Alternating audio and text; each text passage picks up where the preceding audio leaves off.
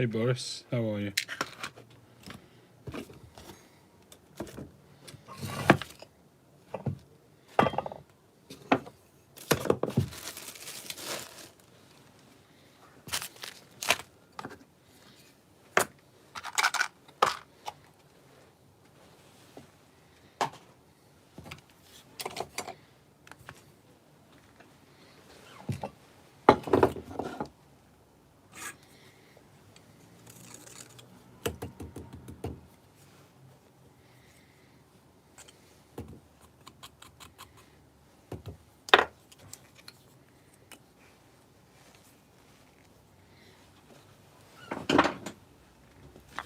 My top shelf of my shelves over here is looking just like a pipe graveyard. So no more room, I just literally chuck them on top there in a non-orderly fashion.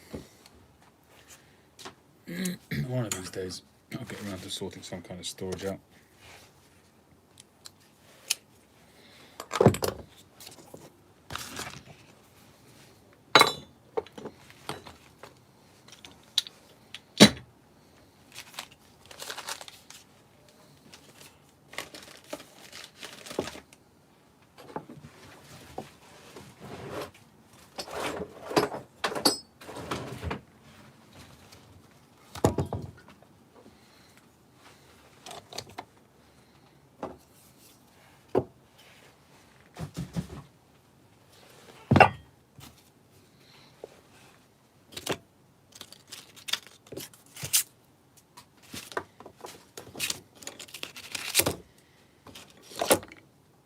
Morning Kev. Good afternoon should I say.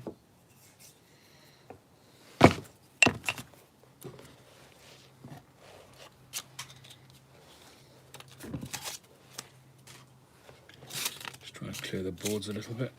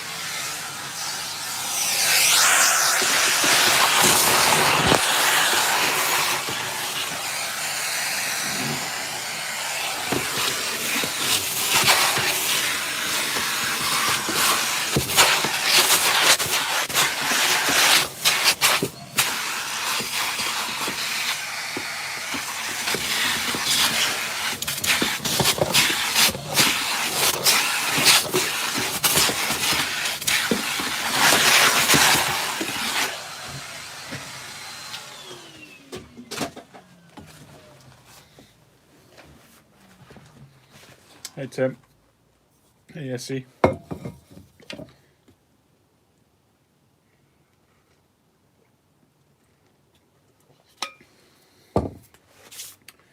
So yesterday, those of you who watched the live yesterday, you might recall that I had a problem with the bowl. Well, say problem. It was there was a pit inside the bowl.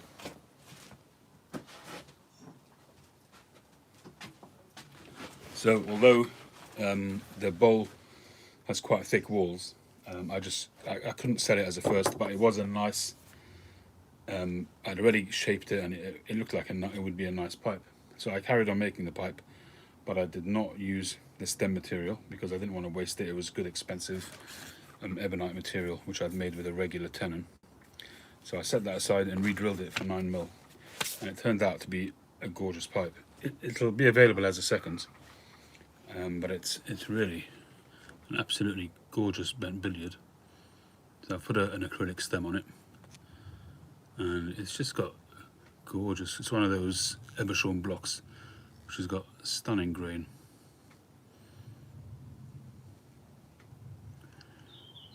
I kind of toyed with the idea of keeping it myself, and I may well still do that if it doesn't sell. but I'll set it as a seconds. I didn't sand it to the same sort of grit and everything like that. Once it's a seconds, I don't really spend an inordinate amount of time on it, but it's still really nice and shiny. Nice rim, thick walls. And what I would do is either, whoever buys it, I would say that they should either coat it in honey, like give it a good coating of honey before they use it, or I can put a bowl coating in it if somebody did decide that they wanted it.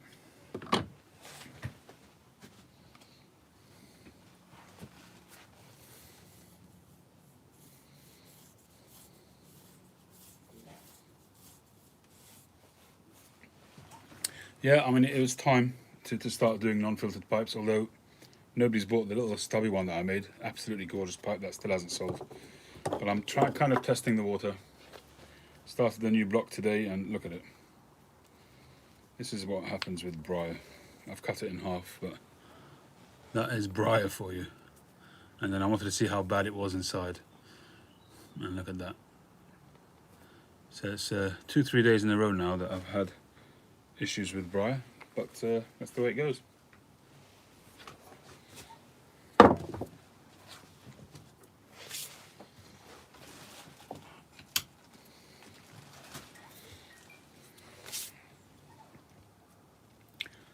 I'm going to light up a half Corona.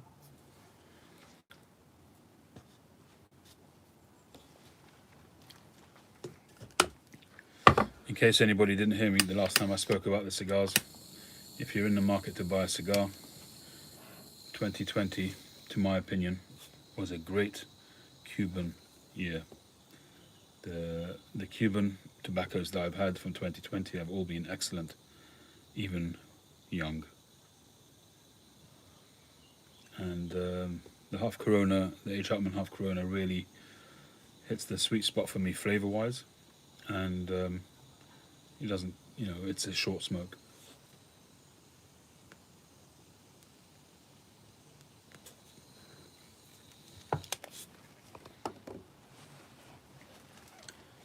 Yeah, it's part of the course, Tim. It's the way it goes.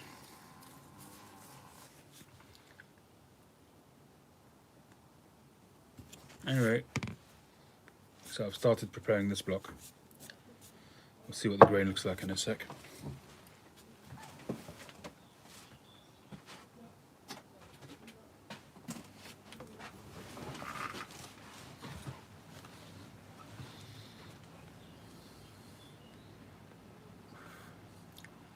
Let's see, that Zurich trip was amazing.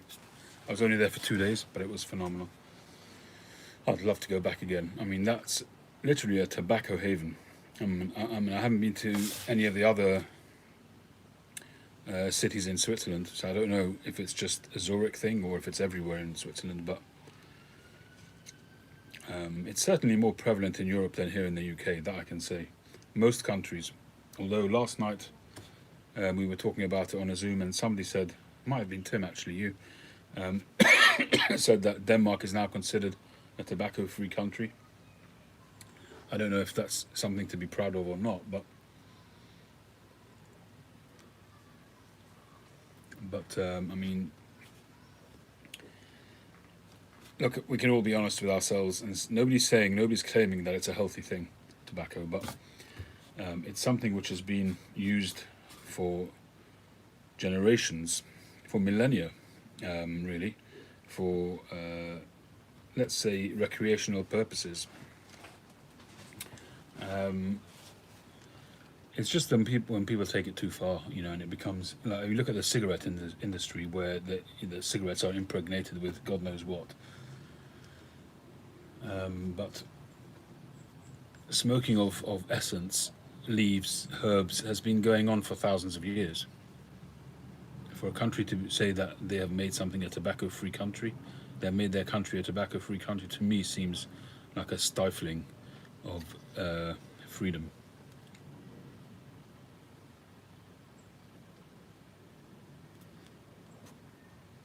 Tobacco, pipes and more, welcome. Congratulations to you. Hey, Welsh Piper.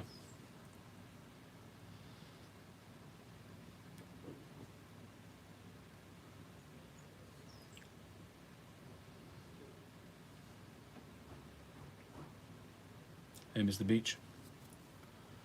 James, good afternoon.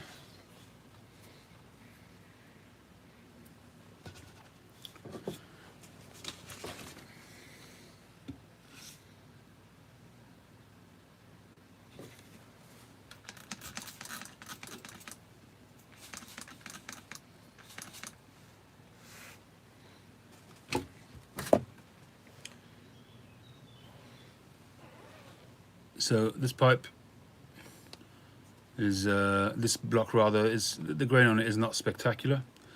It may well be rusticated or maybe even a Jekyll and Hyde, this one, because the grain on this side is reasonable. It may be a lot better on the inside or a lot worse, and it may be great on both sides. By the time we get inside, we'll just have to wait and see.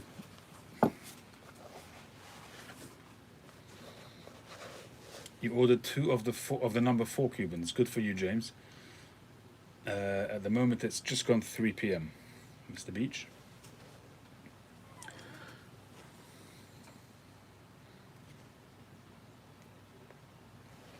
The reason why I said the number 4, James, is because below that, they're really very narrow. The ring gauge is like 30 or 32 or something like that, and you kind of feel like you're smoking a cigarello.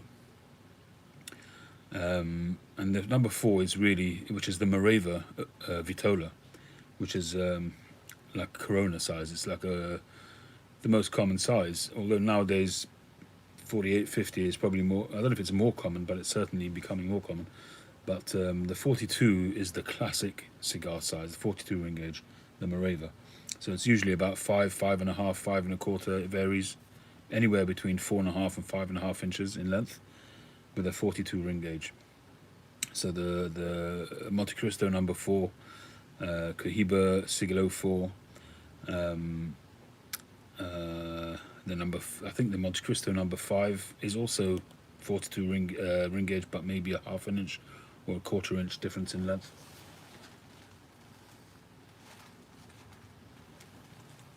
If you ordered the Sigilo 4, then I think you'll find it's a 42 ring gauge. Maybe a 46. It's not a 50, and it's not a 52, and it's not a 54, unless you ordered non-Cubans. If you ordered New World ones, then yes, you're probably right.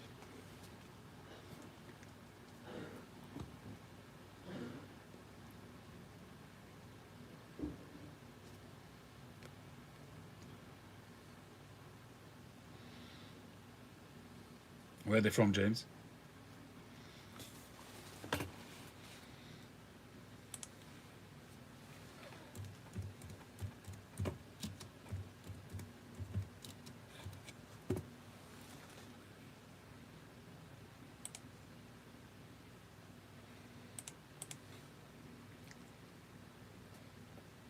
Okay, the Siglo 4 is a 46 ring gauge.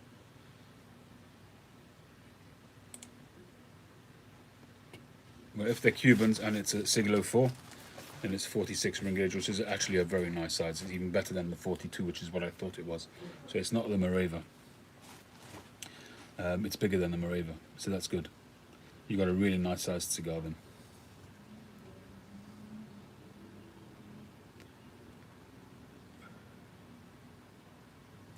Monte Fortuna probably is the site you're talking about. And they sell individual cigars?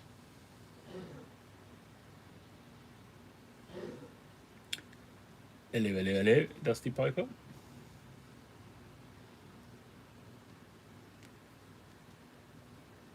Yeah, Siglo 4, so it's a 46 ring gauge. These ones, the half Coronas, H. Upmans, and these are 44 ring gauge. Monte Fortuna, yeah. So I probably, lower than that, I don't like to go. This is a 44. I find lower than that, it just doesn't, I don't enjoy them. Where are they based, Monte Fortuna? Is that a Swiss company?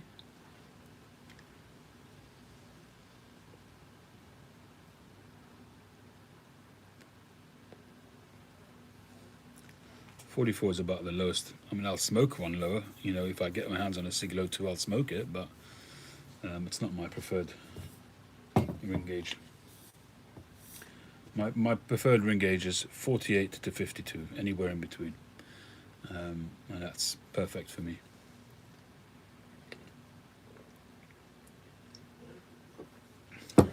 my favourite cigar, the H. Upmann Connoisseur Number 1. It's about a 49 ring gauge, something like that, and I like those a lot.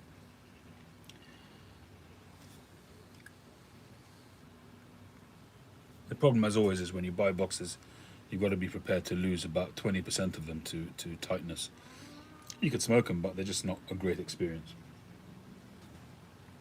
It's just the way it is.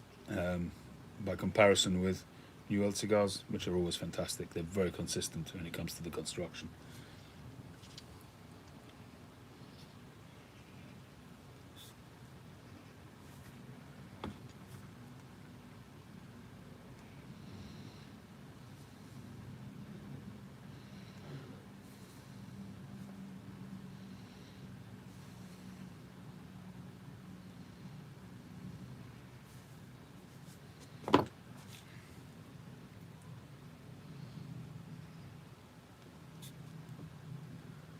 So you paid 90 for 2 Cohibas, and shipping on top of that, or is that including shipping?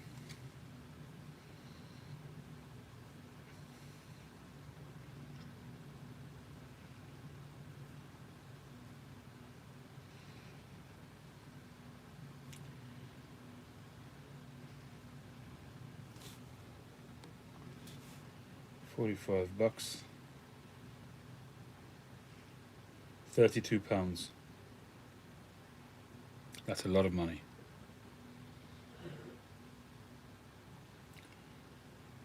That's a lot of money. It's not a lot different to what the price here is retail in the shop.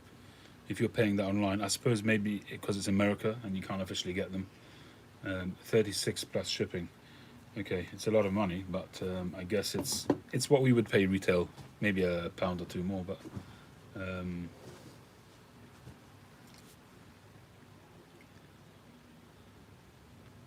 oh, 36. Hang on.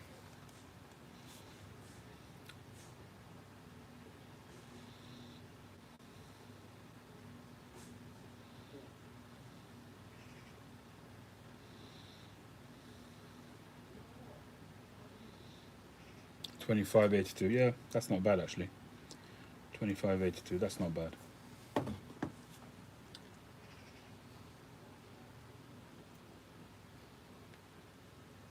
The problem nowadays is the shipping. I mean, that really screws up any deal. It just, it completely dampens any kind of deal that you think you're getting. It's a shame.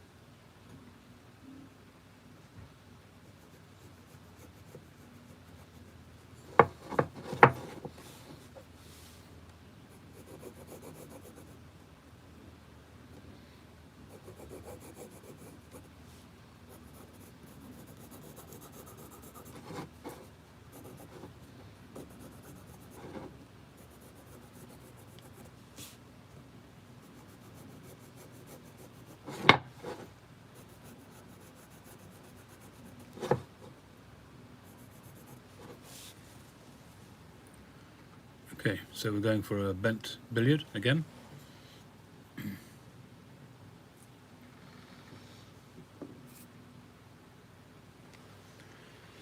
Jermaine's tobaccos of late have been hard. I would say since the second year of COVID, it's been harder.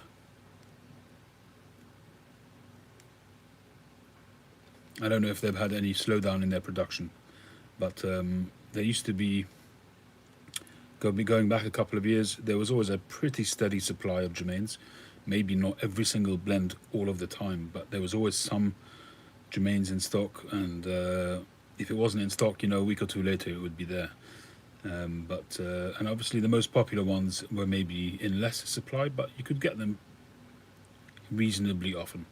Now it's hen's teeth. The minute it goes in stock, it's sold out very quickly. Maybe not as quickly as Esoterica, but it sells out pretty damn quick. I mean, GQ has a few blends now at the moment, but they're like roll your own shag type stuff, which I don't know who smokes it, but they do have it.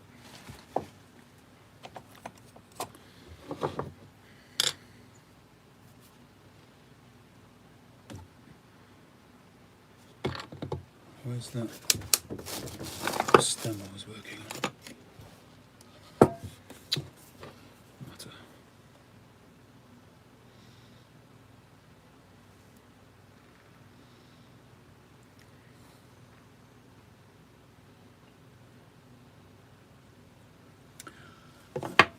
Welsh, I smoke pretty much any Cuban cigar, but the ones that I buy regularly are A. Chapman, Partagas, Monte Cristo,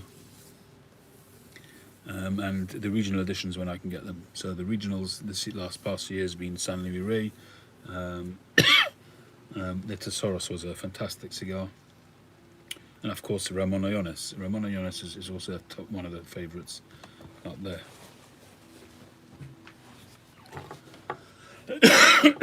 I buy singles here in the UK. If there's a cigar I want to try, maybe a limited edition or original edition. So maybe I'll get one from GQ. Excuse me, either GQ or Cigars or my smoking shop. I used to buy from the Cuban Cigar Club in Newcastle, a very nice place. I really should look them up again. So yeah, I mean, I do try to buy from as many of them as I can. But if I'm buying a box, I don't buy it here. Yeah, it's just not feasible. I couldn't afford to buy them retail. And something like the Chapman Half Corona is much more reasonable as well. They're usually around $120 to buy them online for a box of 25. So it's very cheap.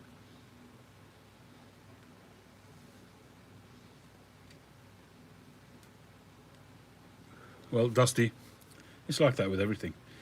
If you enjoy the tobaccos that you enjoy now, stock up on them. In 10 years' time, you'll have tobaccos which, sadly, some of them won't be in production anymore, and people will look back and say, well, why didn't I do what Dusty did? It's just a matter of the time that you're in. People who smoked 10 years ago stocked up on what they had, so they have some of those tobaccos which are no longer available. If you do that now with the ones that you like, you'll probably be in a similar position. I hope you won't, but you probably will. In fact, nearly everybody will be in that position, I think, in 10 years' time, sadly.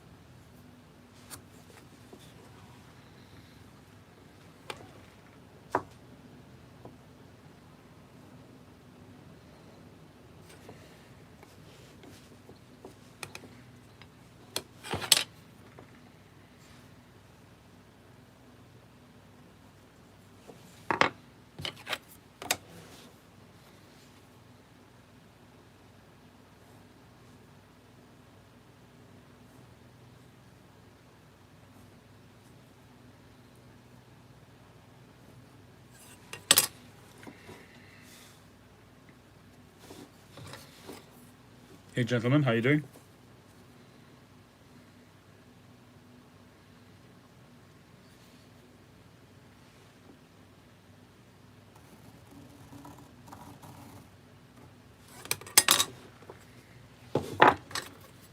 One thing which I do need to get used to is you have to be a lot more precise when you're doing non-filtered pipes because the mortise is much smaller. So to ensure that you get the drill bang in the center so that you'll be able to feed a filter through, a pipe cleaner through, is much, much more important.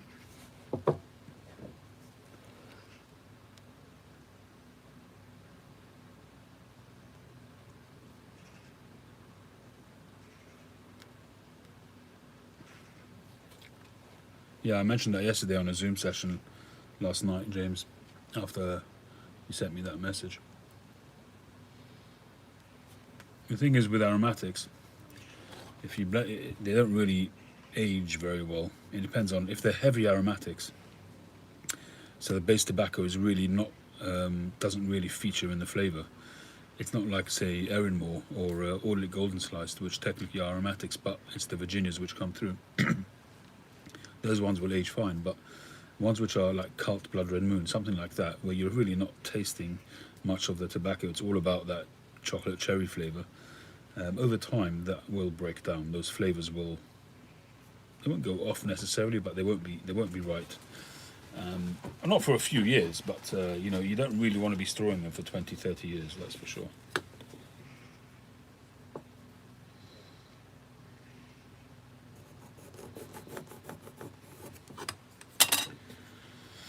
Okay, so that's where we're at.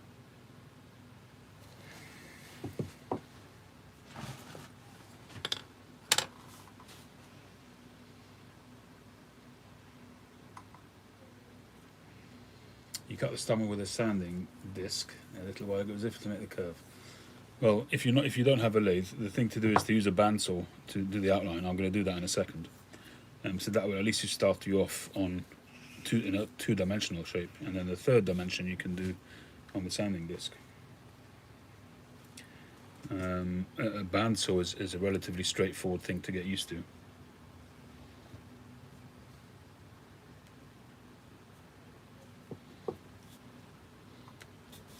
Why does it want your Harley off the road, Dusty?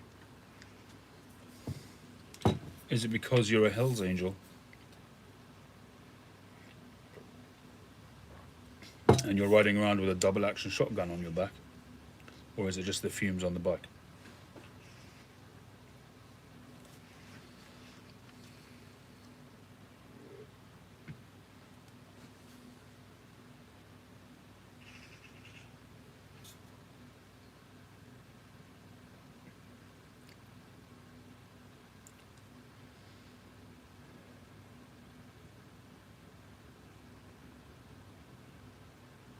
Oh, one of those big trikes. Wow, tricycle kind of thing.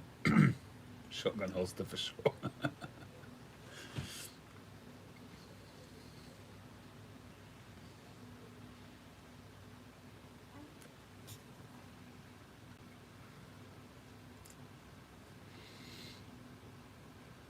You do see those three-wheelers here in the UK as well.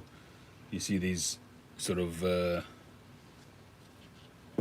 bikers going around with their arms like outstretched, full width, you know, full span, trying to hold on to this the handlebars of this thing. Yesterday, I was in the car with the wife, or 2 days ago, and we see the guy on a beautiful Harley, all chromed up and everything, but he was down here and the handlebars were right up there. And my wife said, "Cool, that must be hard to drive." I said, "Yeah, it is, but it's a thing. That's what it's all about. The bikers, you know, it's different. It's what they want." But yeah, I imagine a long journey can't be easy on that. Excuse me. I remember when I was a kid, I had my dad bought me a second-hand bike. It was a white, regular two-wheeler bike, but it had these outstretched handlebars, which was a thing in those days. It was, you know, all the kids had them, and they were very sought after. It was a very cool thing to have. You know, it was kind of mimicking the motorbikes, I guess.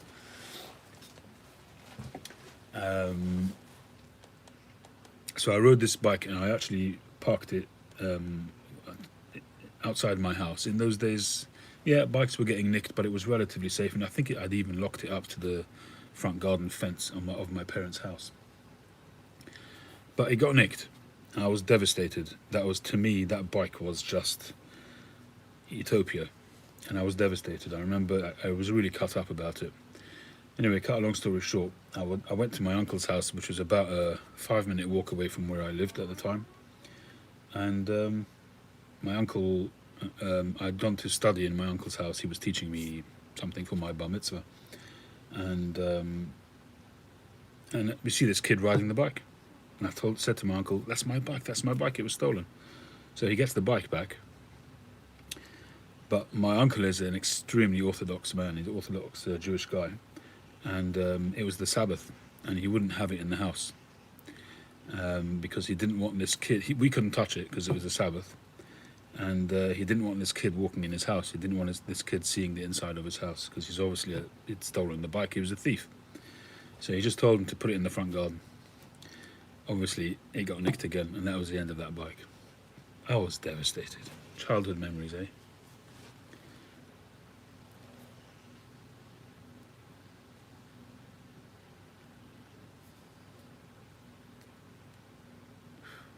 I really did like that bike. Thanks for bringing that back to me, Dusty.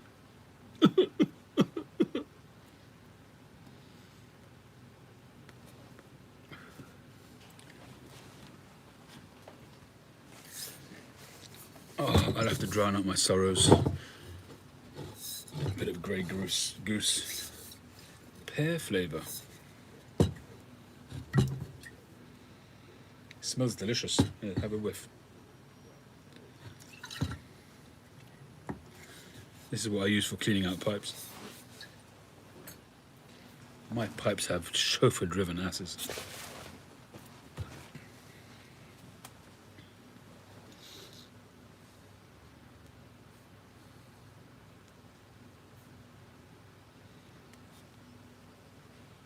You'd think I'd be an alky, but I hardly touch alcohol.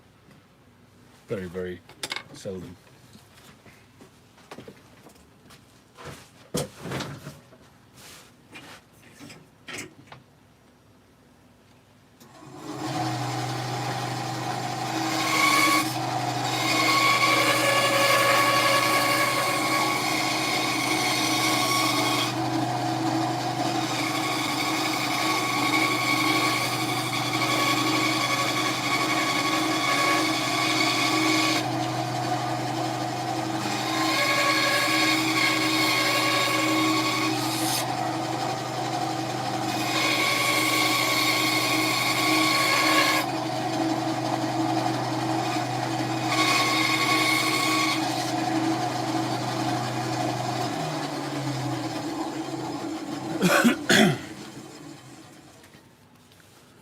Alright, so there's the outline. So there you got a two-dimensional curve at least, or a one-dimensional curve. And looks quite narrow on the top, but once I shave that off, it'll be wider. And should be a nice bent billiard.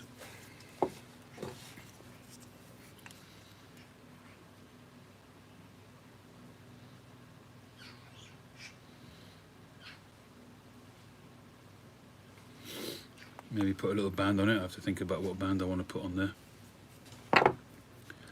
This is like a yellowy black kind of ebonite brindle. You can see the swirls in there, which is what gives you that sort of V pattern.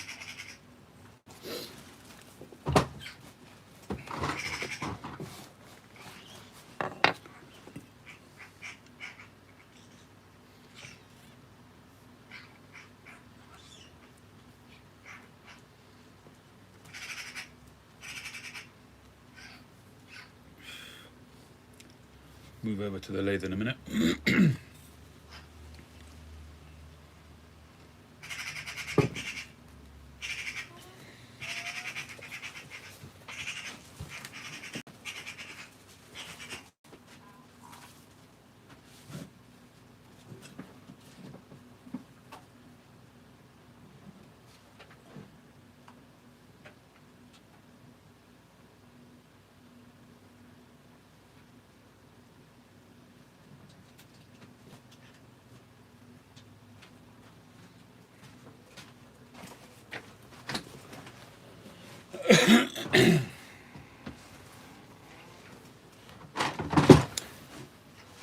I don't have parrots is that's just the hacking of, I don't know what they are, jackdaws or who knows what, or crows.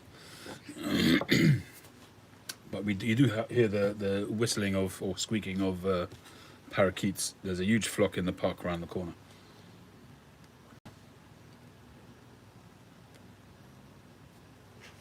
Which has only been a thing for the last, I don't know, maybe 10 years. Started off as only 2 or 3 of these birds, and now the particular thing that you see flying around, the flock of them that flies around, there must be about 50 or 60 or even 100 of them.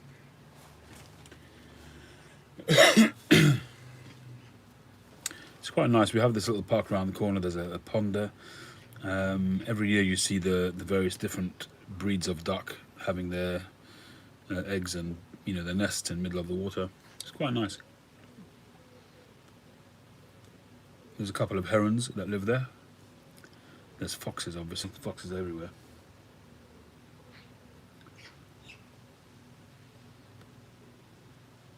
Where are you based, gentlemen?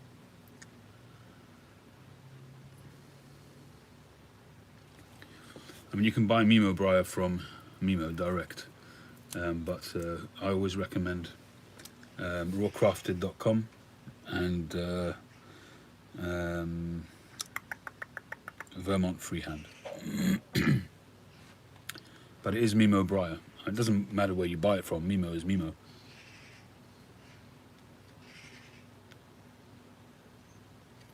But Raw Crafted has got an amazing selection of stuff, as has Vermont Freehand, both of them.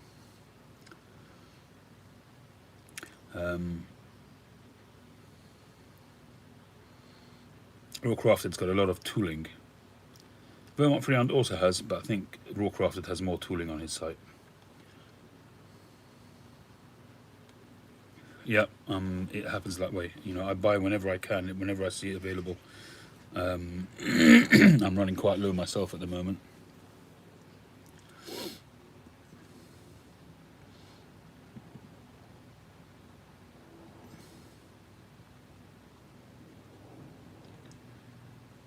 No worries. Hey Oki, I'll try to remember, but I can't promise it. People who watch my channel know that my memory is useless.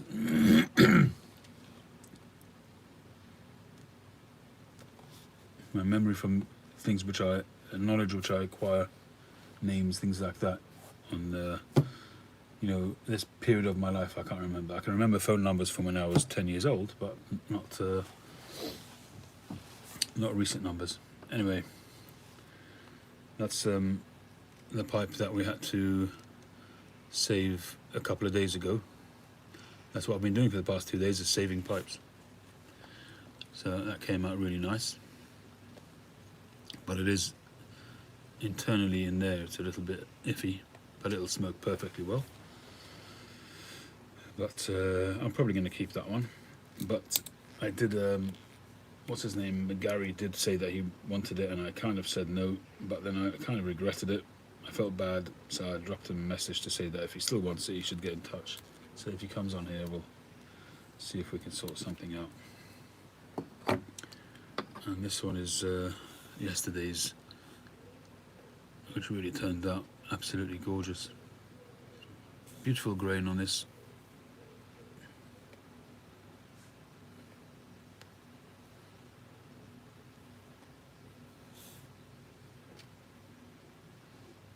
Nice pipe. So essentially I'm aiming to do something similar to that with this one. Might be a bit smaller. It will be a bit smaller, lighter, but with a longer stem.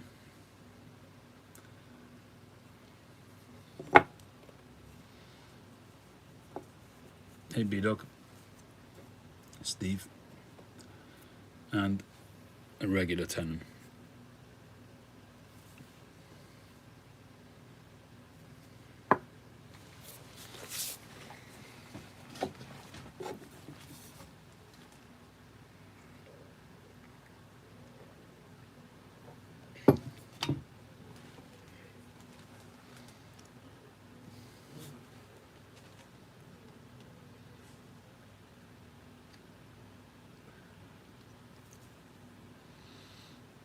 The weather's cooled down, thankfully.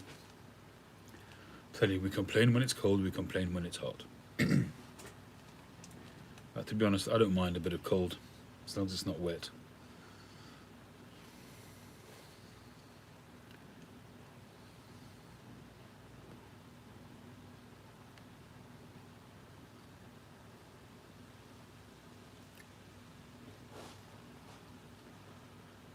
Gentleman H, by the way, raw crafted is RAWK for crafted, raw crafted with a K.com.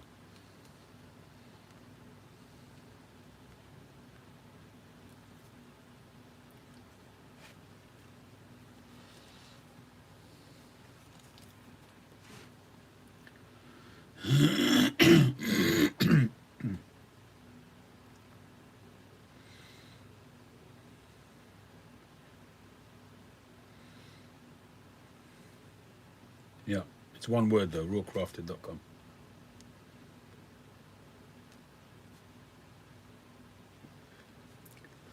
The site, the business is run by Premal Chida, who's been in the business for a long time.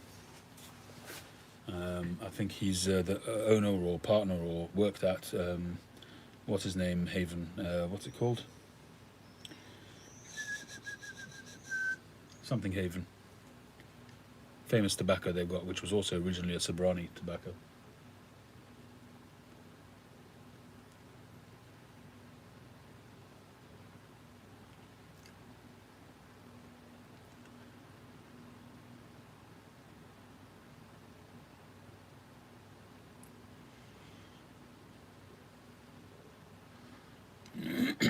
What's it called, that tobacconist? Anyone?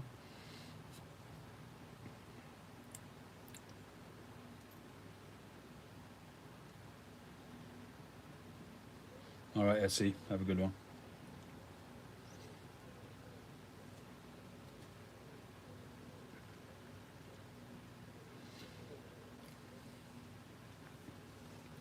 I watched Curtis last night, Professor Walker. He was on with Eddie Gray at the Pipe Nook. It was a nice chat. I saw he has the same briar chuck as I have, but he puts it straight into a metal lathe, so he doesn't have the same issues that I've got.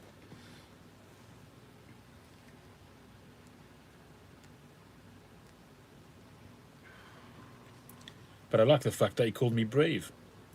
Not personally, but he said people who use wood lathes are brave. He says he's too scared to use a wood lathe. I hear where he's coming from. The bottom line, with a metal lathe, you don't have to go anywhere near the wood if you don't want to. Literally everything is controlled by wheels, and you don't have to touch the briar. But for me, that's part of the beauty of it. If you watch me when I'm turning, and you can see that it's not just a matter of bringing the tool in straight. Sometimes you're turning and you're kind of working with the wood and getting the shape, and that's feel, that's touch, and that's something I enjoy. And you can't do that with a metal lathe. I mean, you could treat it as a wood lathe, and you forget the wheels, and you just on the tool holder you just put a bar across, so you use it as a tool rest, and then you just do it as you would on a wood lathe. But that would kind of defeat the purpose of having a metal lathe. But I suppose you could do the best of both worlds and use the metal lathe bits for doing the straight cuts and for making bands and adornments, but still put a bar across and use it as a wood lathe for doing the shaping.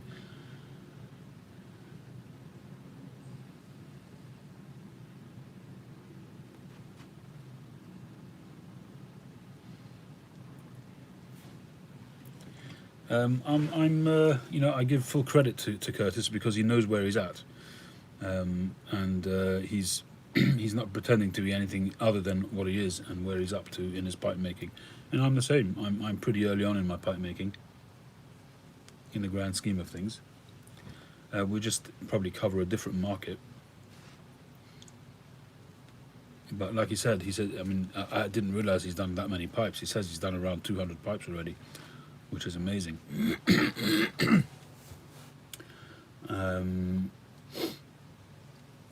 And he's got a good customer base for his, I assume he has, for his pipes, and good luck to him. He's invested in machinery, which is great. and he's a nice guy.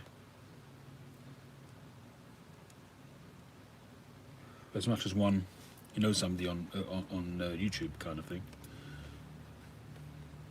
I don't know him personally.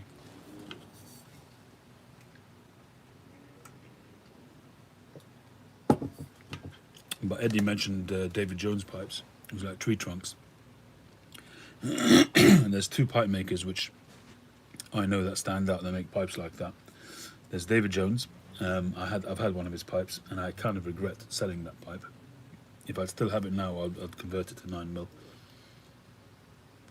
But it has a certain charm to the chunkiness of his pipes. They're not precise, they're not high grade, they're just chunks of briar. And they smoke like trains because they're so solid. And the other one is Jake Hackett, although his pipes are much more precise and they're shaped beautifully. Those are not sort of in the rough. Those are done, you know, very nicely. He's got a great range of rustication.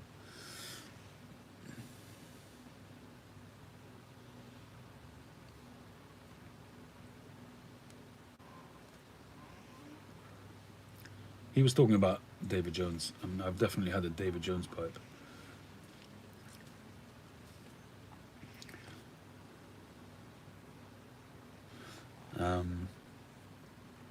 And I've tried to find more David Jones pipes. I don't think he makes the pipes anymore. He's probably retired by now.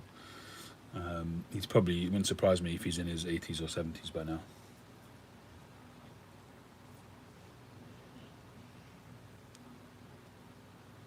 I don't know where his briar was from though.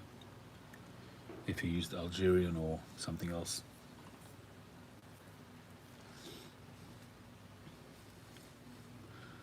Sorry, James, your joke is lost in translation. Over my head.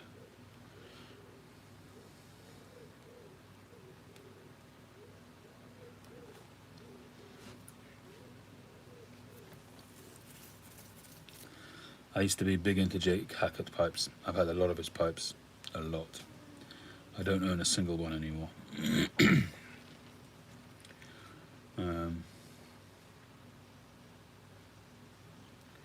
He made really nice pipes. And Rick Black, he also makes quite chunky pipes, but his are also done beautifully. He does a lot of mortar pipes, or he did at least. But I don't see him that much anymore. He used to post new pipes all the time. But I don't see his pipes very much these days. I wanted to get one at the time when he was regularly posting, but it never worked out. Yes, the days before I went over to 9mm.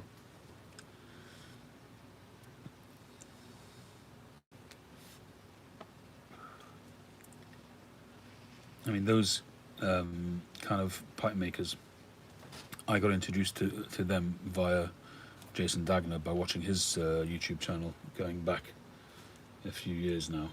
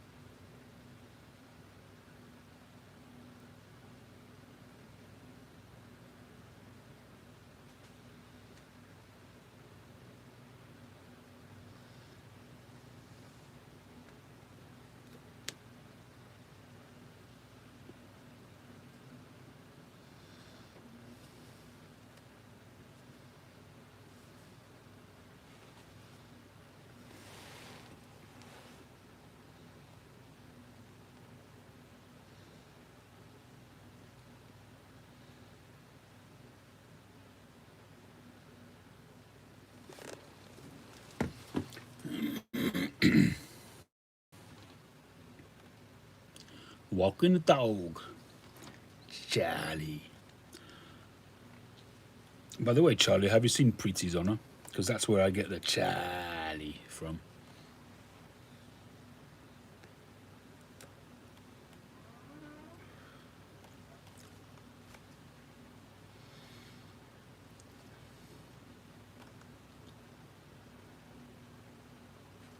Preeti's Honor is Jack Nicholson and Angelica Houston.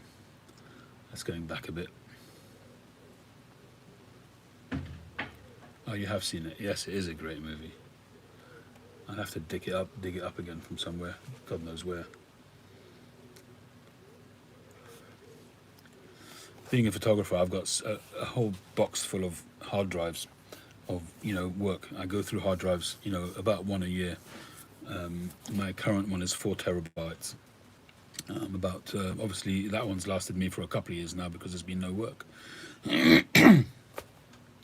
But so any movies that I get, downloads or whatever it might be, they end up going on drives, and then when I want to rewatch them, I've got to dig out drives and find them where they are.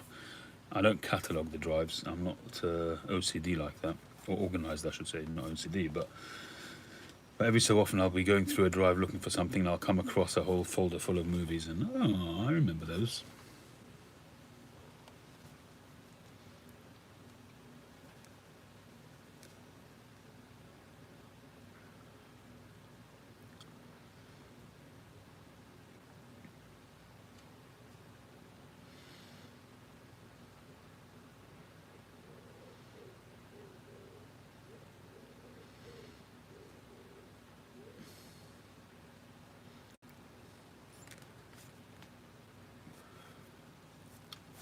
By the way, if you guys haven't seen Charlie's video that he did of the 6 questions, I think it was,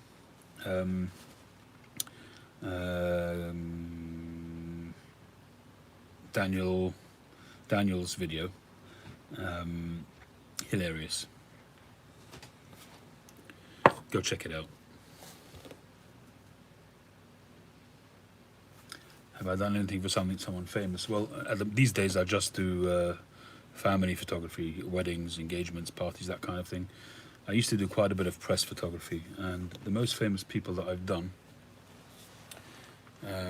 are Boris Johnson a couple of times, David Cameron when he was Prime Minister. I actually got to, believe it or not, I got into the Cabinet Office, into 10 Downing Street, into the Cabinet Office during a meeting, and it was all very, very proscribed, very organised. We were in there literally for about a minute or two. Once everybody had sat down, we were given literally 10, 20, 30 seconds to fire off a few shots and then ushered out.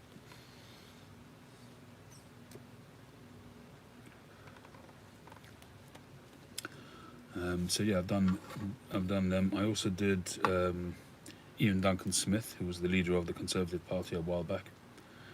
Who else?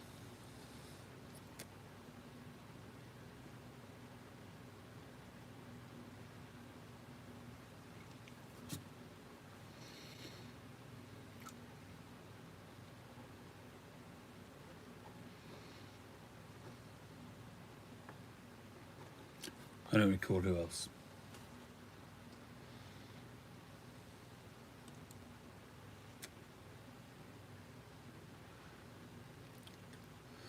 I remember having Margaret Thatcher come to our school when I was a kid, but I didn't have a camera in those days.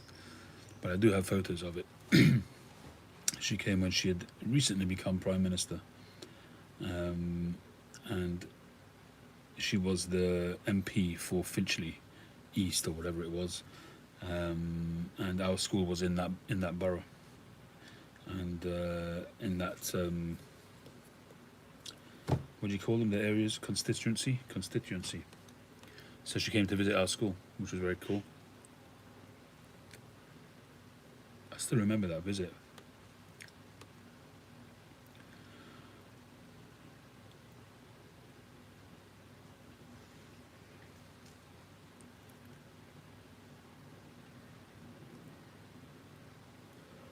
Can't think of anyone else right now. Oh yeah, Ken Livingstone. I think I've done Ken Livingstone. He was a guest speaker at a gala dinner somewhere.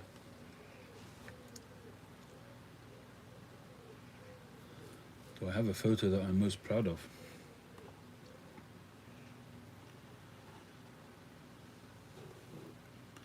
Well, the photos that I'm most proud of usually are the ones where the lighting just works out phenomenal.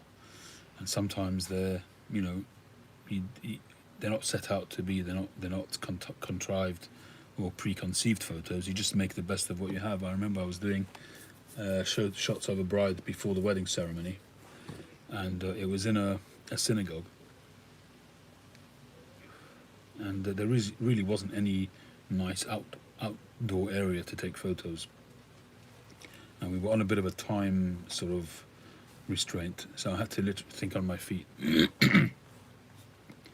So I took her outside to the front of the synagogue, and right in front of the synagogue is it's got quite a Roman kind of entrance. So you've got the pillars and stuff like that, very, very sort of imposing kind of front entrance. And there was a few sort of bushes and hedges around the pillars kind of thing.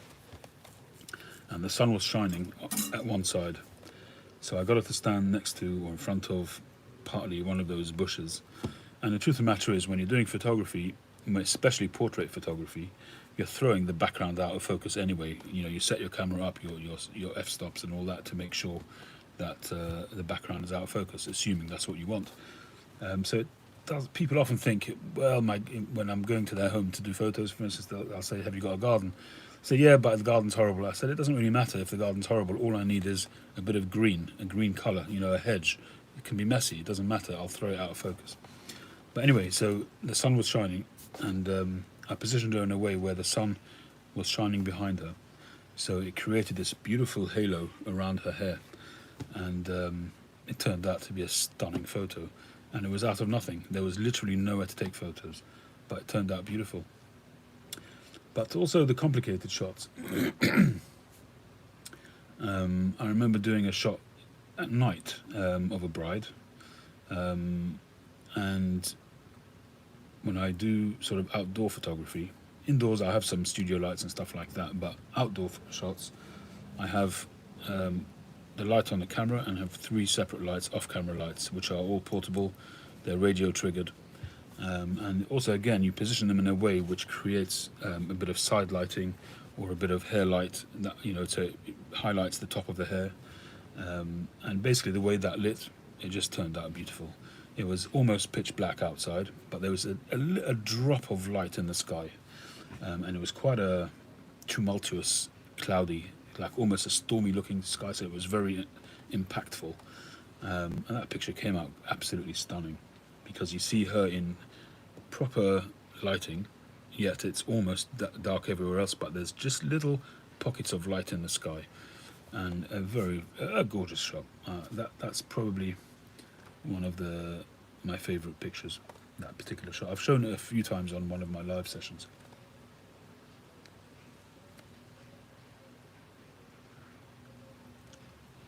Klaus Piper, how you doing, buddy? Haven't seen you in a while.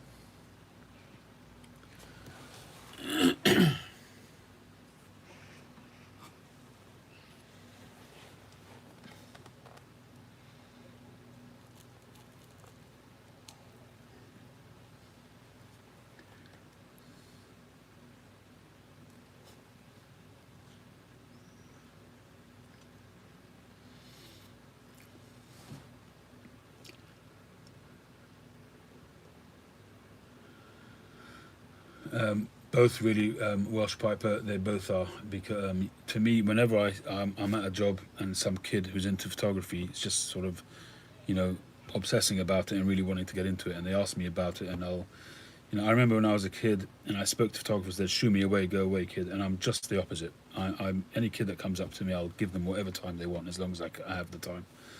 And the first thing they always ask me is, what is the most important thing? And I always tell them lighting. Composition will come, but lighting, you've got to train yourself to create a 3D effect. And when you light a subject from the side and from behind, it sets them apart from the background. And whilst, you know, classic photography lights the background as well, you have uplighters, you know, on a background or something like that. If you light the subject properly, especially with a bit of rear and side lighting and top lighting, rim lighting, it just it makes them jump off the screen or off the picture, and the background automatically takes on this kind of dreamy kind of look as a result. So if you put a soft light on the background, or even if you have no lighting, what I tend to do is I use the rim light to put a bit of light on the background as well, The rim light is usually high up above the subject, slightly behind, or maybe just side on, so there's enough light getting onto the background as well. But that lighting, to me, lighting is everything.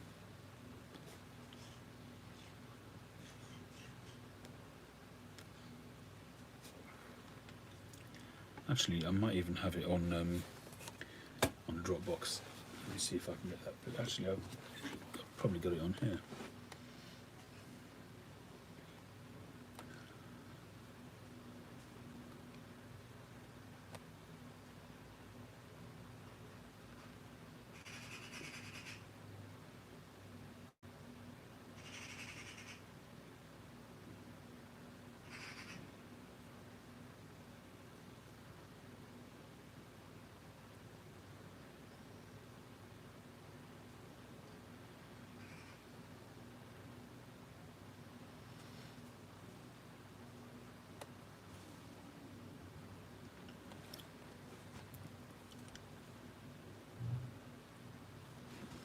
Well, I think if I have quite a symmetrical eye, I don't know about artistic, but I think it applies to whatever you do. I don't think the artistry comes from the photography. My photography comes from whatever leaning I have towards some kind of artistic view. It applies to everything. It applies to making a pipe. It applies to photography. It applies to drawing. Although I don't consider myself an artist, but I can put pencil to paper a little bit. That's really what it is, Charlie. Is being able to imagine something and put it on paper. I'm not that good on paper on drawing, but certain things. I do have a symmetrical eye. I will say that. Not wishing to blow my own trumpet, but I do seem to have a symmetrical eye. Try to get a balance with things. Maybe it's not the same symmetrical view that other people have, but that's. When I make a pipe, that's usually comes into that.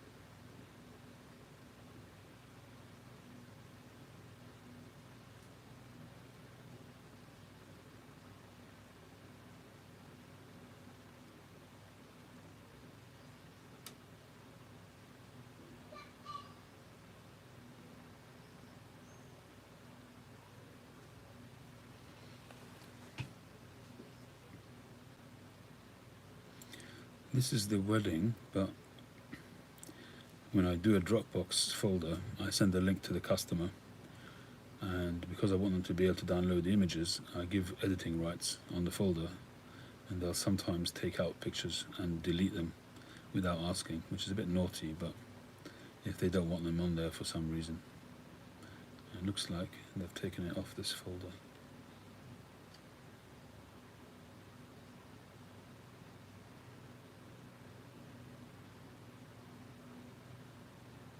Yeah.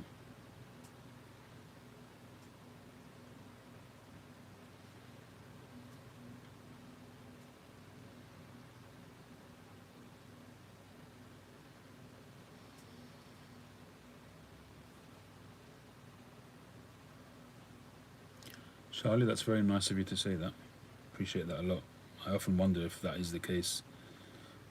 Funnily enough, I was looking at my website today just to look at. I was looking at not the current available pipes, but the ones which have been sold on the gallery.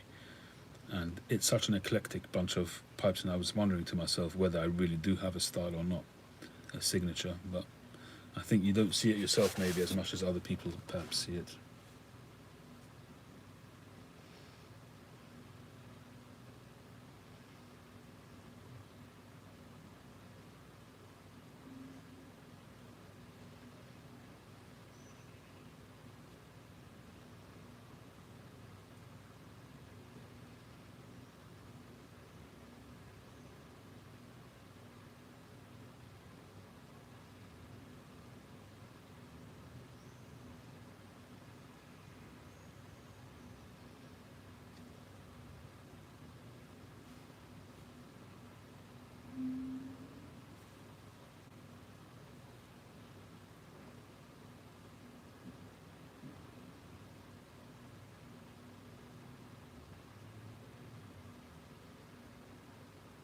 Yeah, looks like they've taken those pictures off, which is a shame.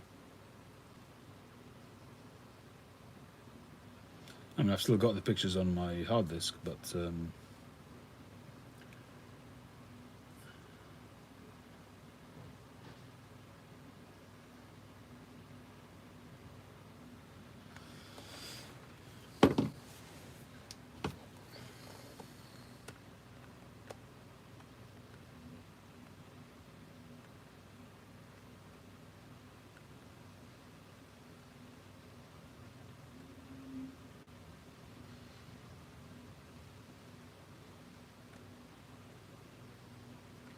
well, the Fast and Furious thing.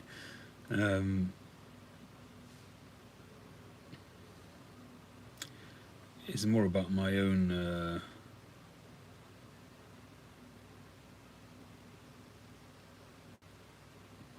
I seem to have this need to produce a pipe each day, which I'm kind of not doing anymore so much, but I used to have this thing that if I start a pipe I wanted to finish it.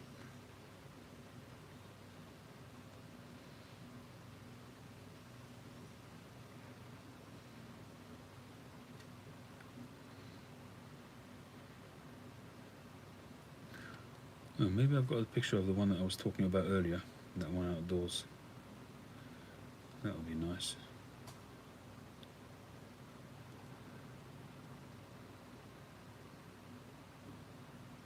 Yeah, I think I might have that.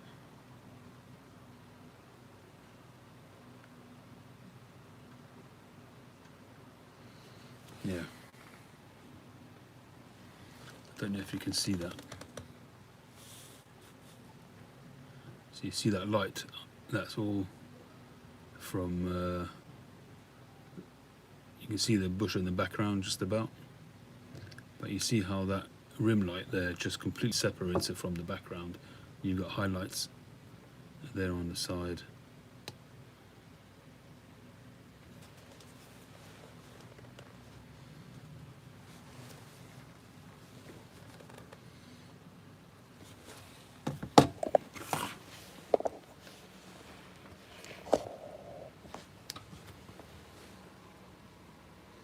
Yeah.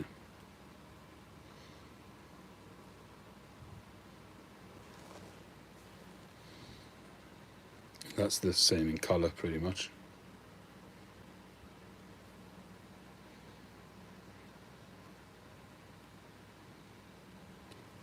That's what the outside looked like there. There's not much going on, brick wall and whatever.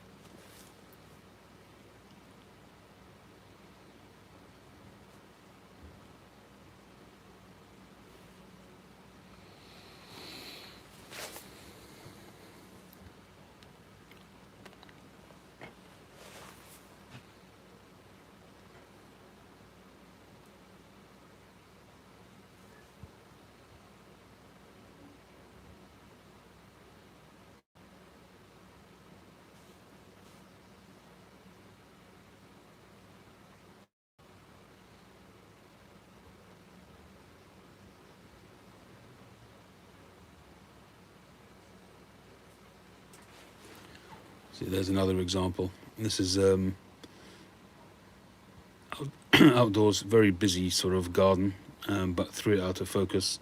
You get this nice bokeh in the background, but again, you see the lighting on the edge there, on her hair. It just sets it apart.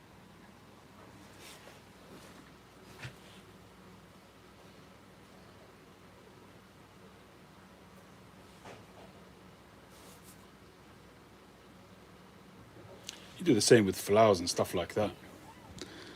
That's you can see the same kind of thing. You use the lighting. This is, you can see it side lit over there. You see the highlights on that flower, and the background is thrown out of focus, but there is lighting on it, so it still pops. But the focus obviously is the flower there, this area here, and that's all thrown out of focus, and it just makes it pop.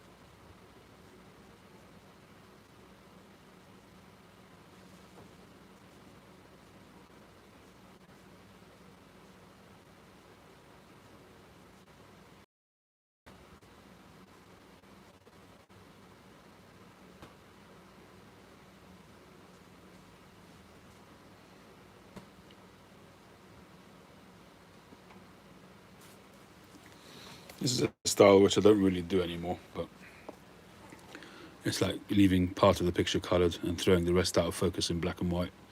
It's just a bit shticky, but it's not really my thing anymore. It's I did it occasionally.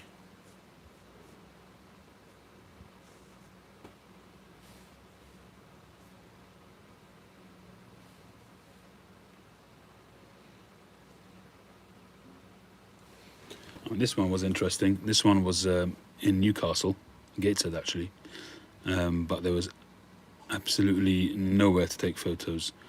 This was like a real sort of northern terraced house with no garden, just a brick wall. And so I just made it kind of a moody kind of thing, put a bit of a vignette around it.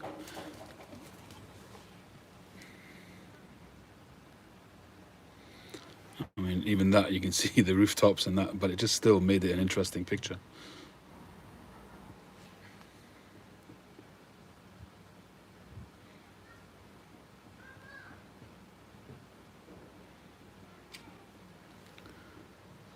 There's a shot through the staircase banister.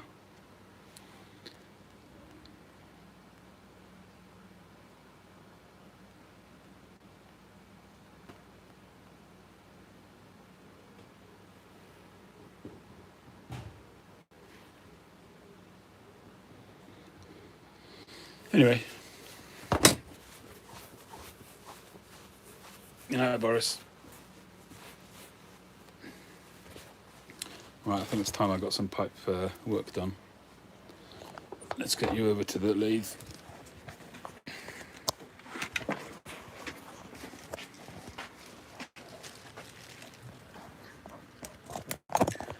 And that's half the job when it comes to photography, is just adapting and, you know, finding what you've got to work with. So that brick wall, I had to make that usable in some way, in an arty kind of way. Otherwise, I wasn't getting any pictures. It poured last night, it was raining. Oh, look at that.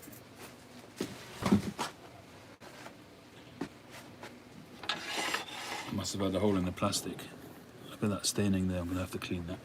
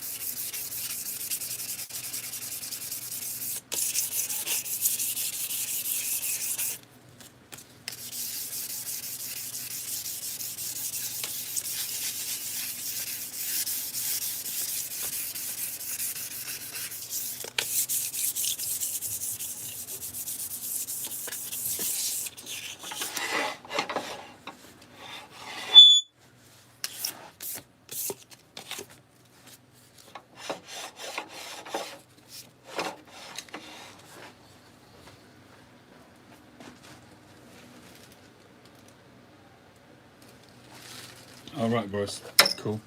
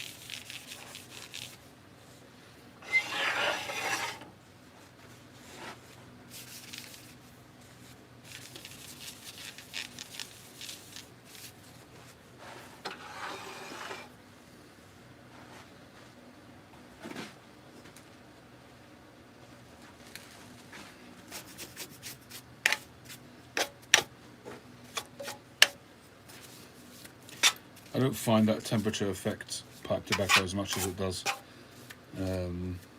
cigars. As long as it's in an airtight container, it should be fine. I mean, you wouldn't want it necessarily to be getting really, really hot, because you'll start stoving it almost.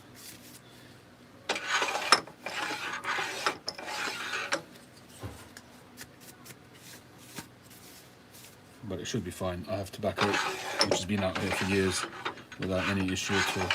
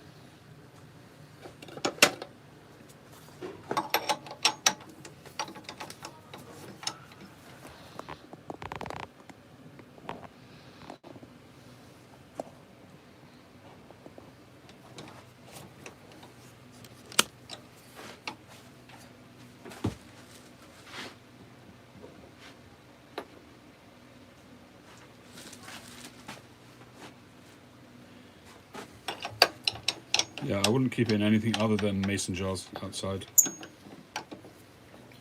Proper airtight glass containers, without a doubt.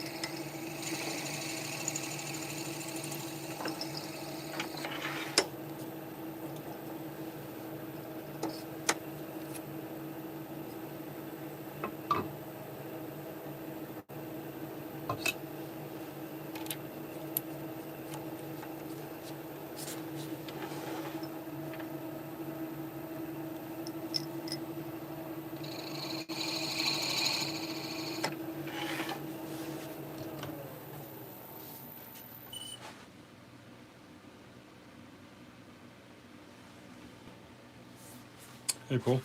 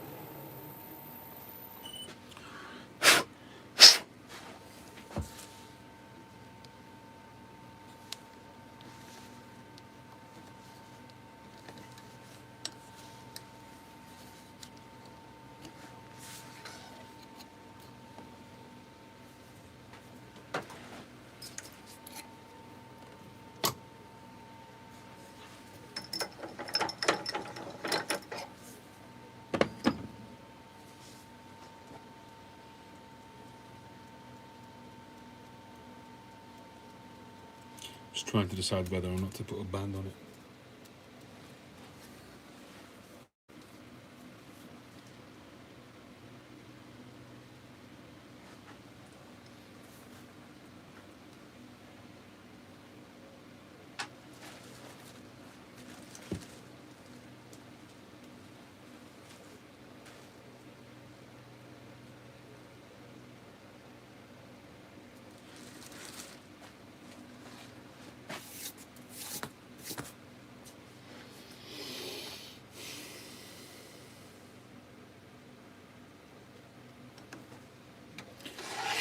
I think the stem is going to be, it's going to speak for itself. I think I'm going to leave that.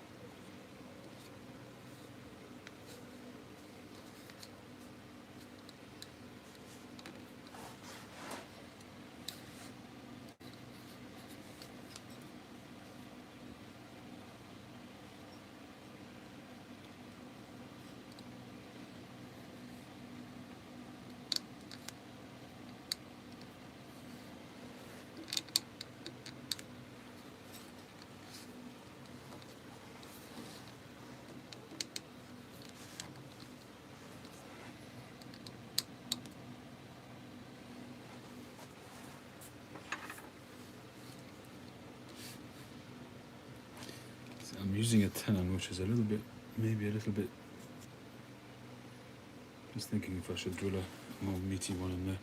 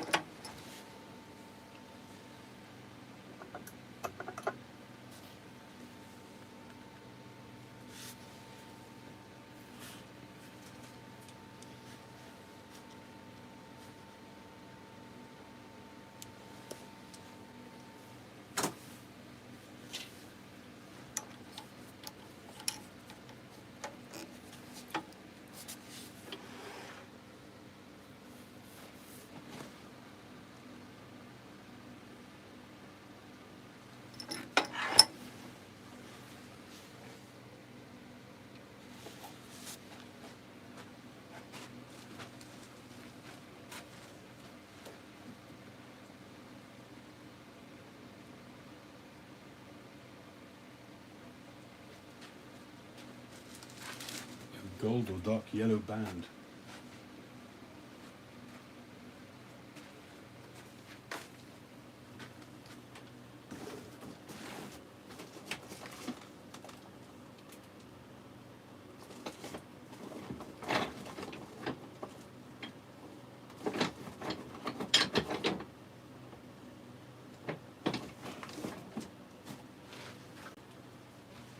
I think the nearest I would come to that is like a tortoise shell, unless I take a stem and cut it off.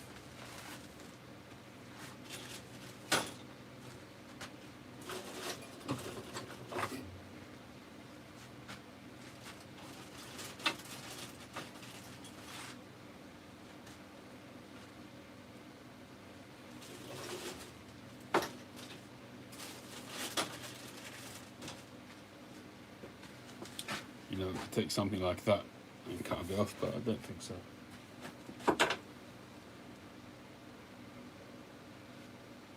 Why'd you ask, B-Dog? Is that something you're looking for or something you think will work?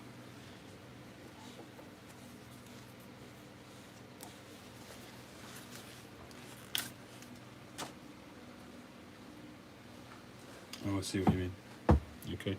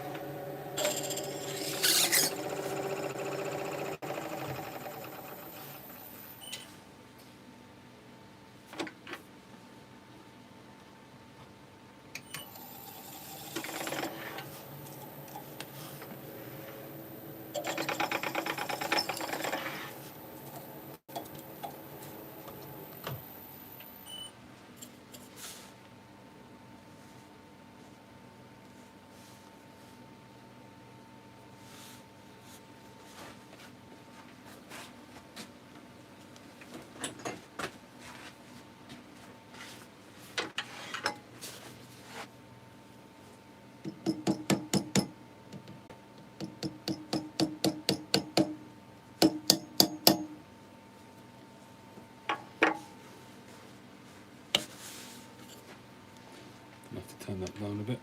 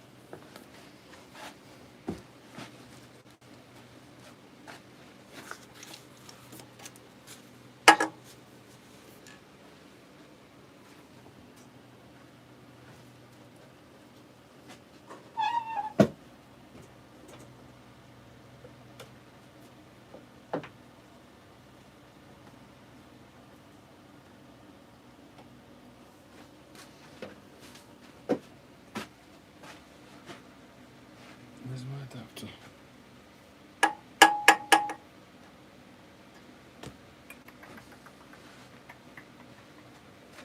I'm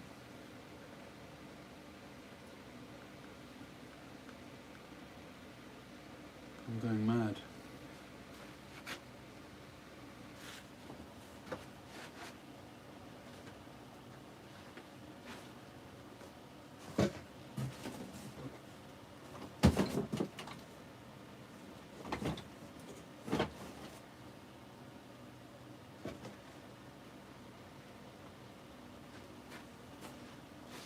Slowly but surely going stark raving bonkers.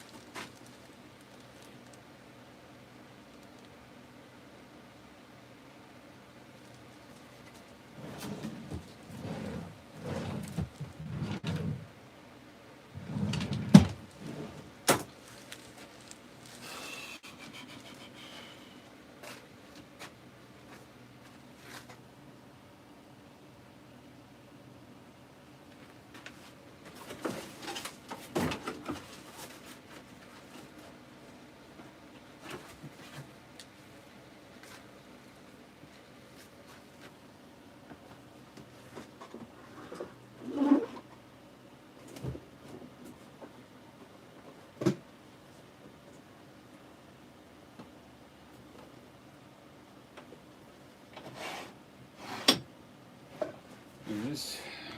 Just hiding behind another truck.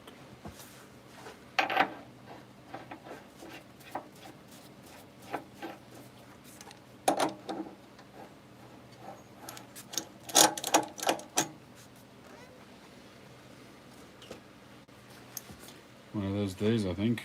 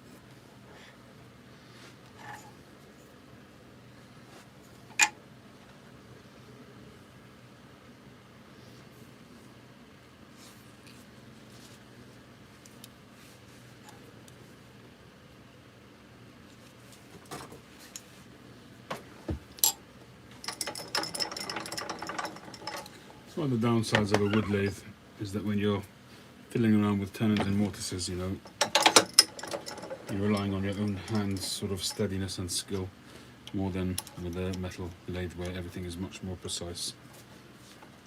It's done by the lathe rather than by you.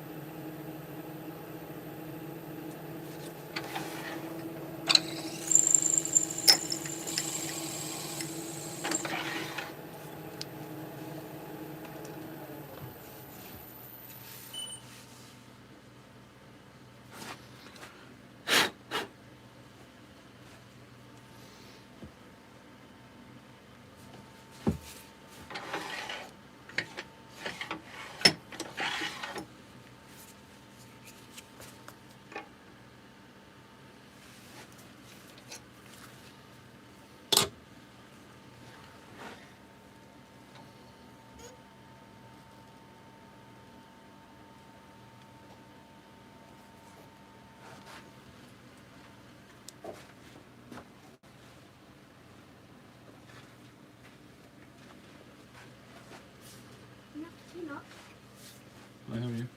So I see what marks I got on my head. Of course. Wow, 77 out of 80. It was worth all that effort, wasn't it? Even though it was last minute.com. Very good.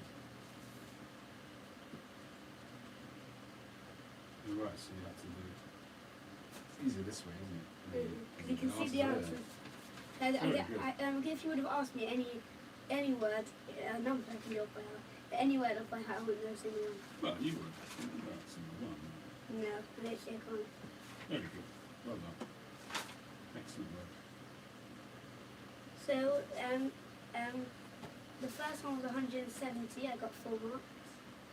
Next one was out of 80, no, like a 90 something. Mm-hmm. I either got 1 or 2 wrong. That's good. Next one was 81. I also got 1 or 2 wrong. The next one, number 4, I got 1 wrong, and this one I got 3 wrong. That's fantastic.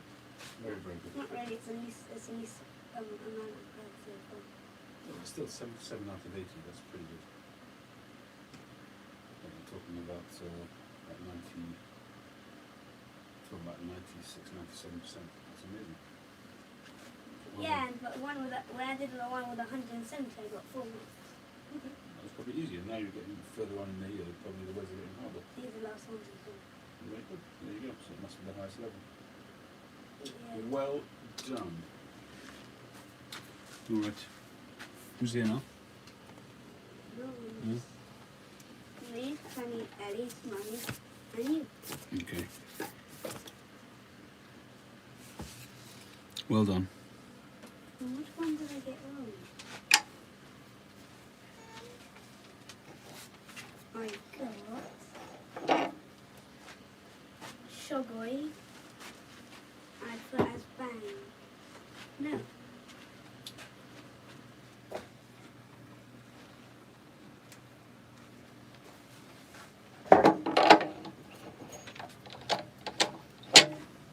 One, two, I got the more on something else in there.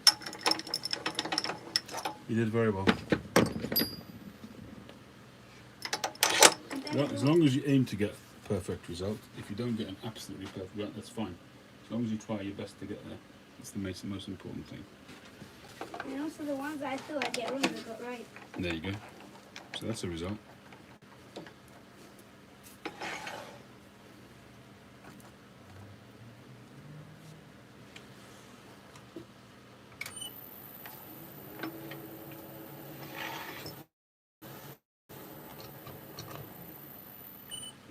weird signature. Like a squiggly line.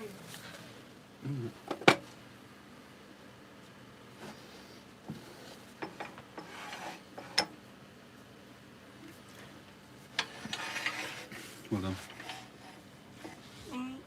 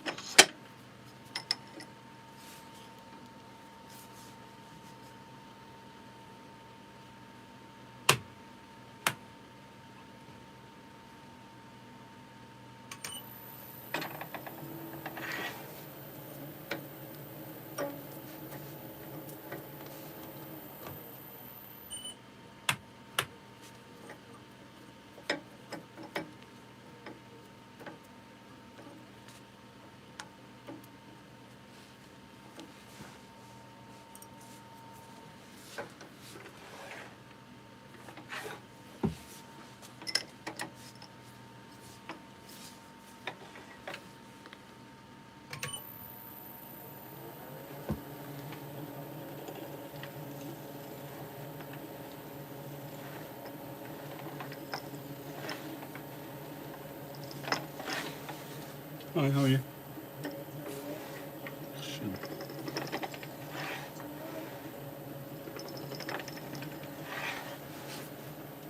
Oh, thanks.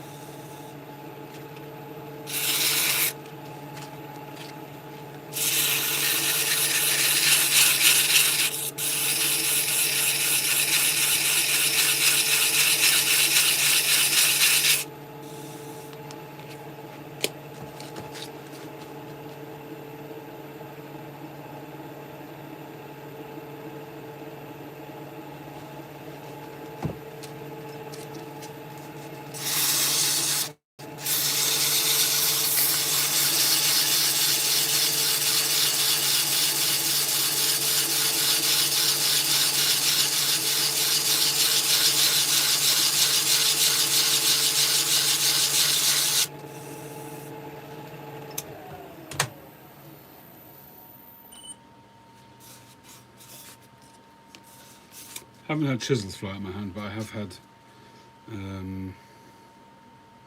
on the turning wheel and on the buffing station. I do get sometimes block flying out my hand, but thank God I've always been very careful here.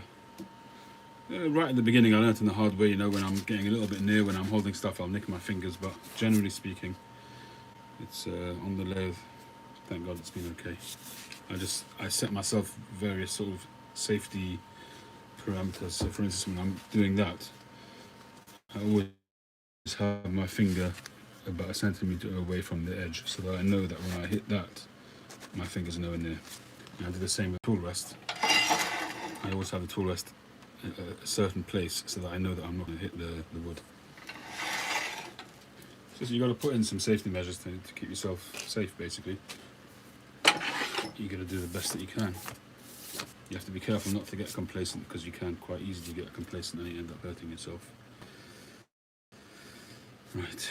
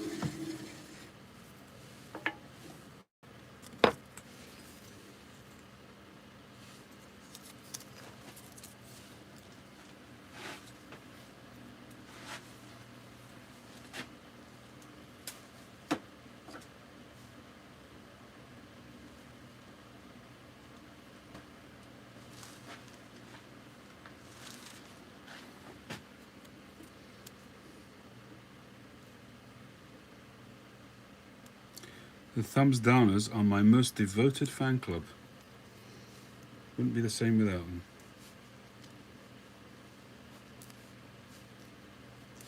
Same 2 or 3 people each time, I'm pretty sure of that.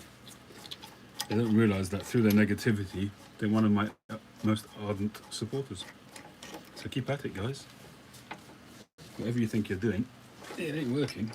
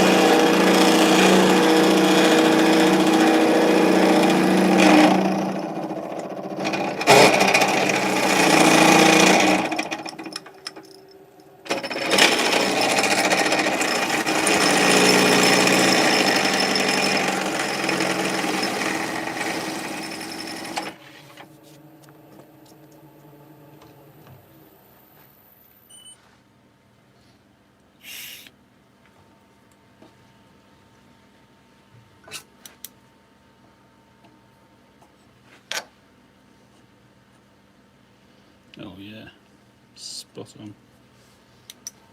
That's gorgeous.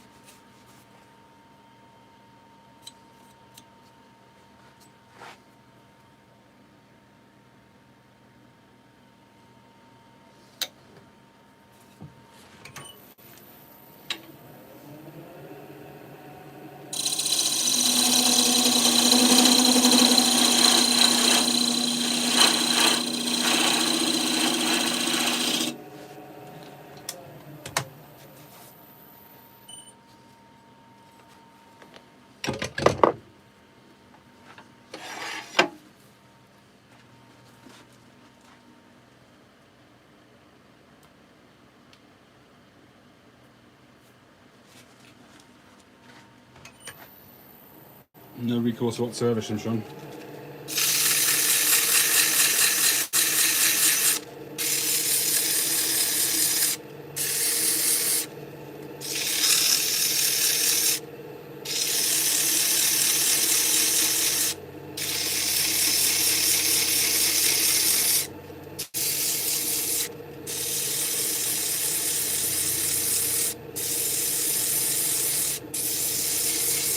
That's one of the reasons why people buy from artisan pipe makers, because assuming one that's got a good reputation is that you know, if you take, for instance, a rusticated pipe or a pipe which is completely stained dark black and it's coated on the inside, you've got no idea what's going on inside. And many of those pipes, and I'm not casting aspersions on any particular brands, but there are some brands, if you were to strip it back bare inside and outside, that thing will be full of sand pits. I'm not saying every pipe, but oftentimes.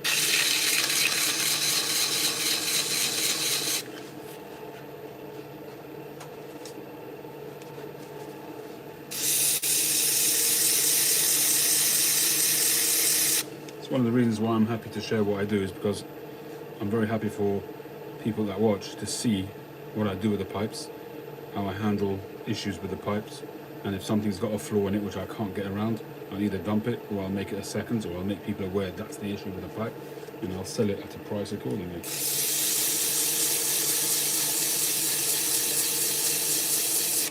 Hopefully that was the only flaw, and I made the right decision to make a tapered bowl, so the thickness of the walls are absolutely beautiful, nice thick walls still, despite the fact that the outside is narrower, but because it's tapered quite a bit, you can see how that taper goes there. So the inside, the walls themselves, still plenty thick.